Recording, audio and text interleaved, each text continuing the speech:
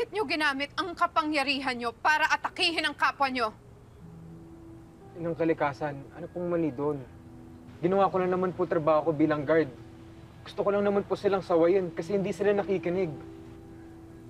Oo nga po. Ganun lang din naman po yung ginawa ko eh.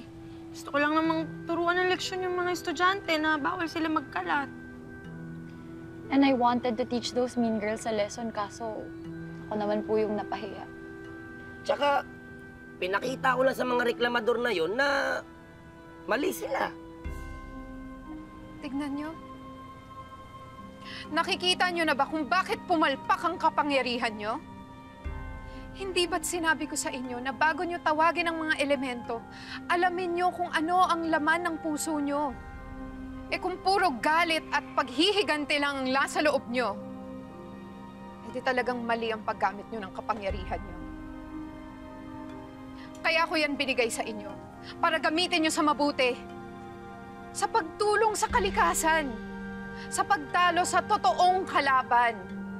Ang Bardagoons! Si Barda! Pero wala pa naman si Barda eh. Baka pwedeng mag-practice muna tayo bang wala siya. Sorry.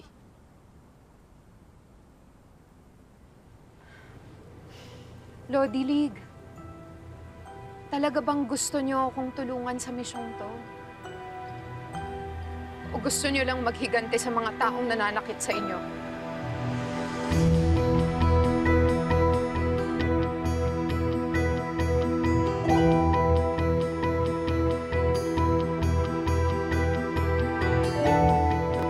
Ay, parang yun lang eh. Basta't ako, hindi ko pinagsisihan yung ginawa ko. Paano? Palpak nga tayong lahat. Sa part lang na yon. Pero yung turuan ng leksyon, yung mga bastos na yon, goods. Oo, tsaka lagi na lang ba tayong mananahimik?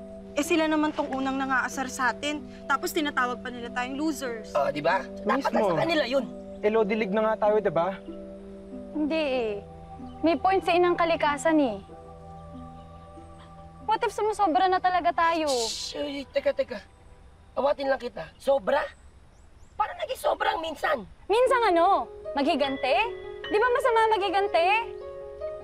Ano? Hindi. Okay lang sa'yo yung ginawa natin?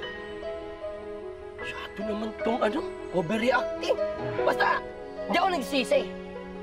Wala kayo. Ako rin. Same lang.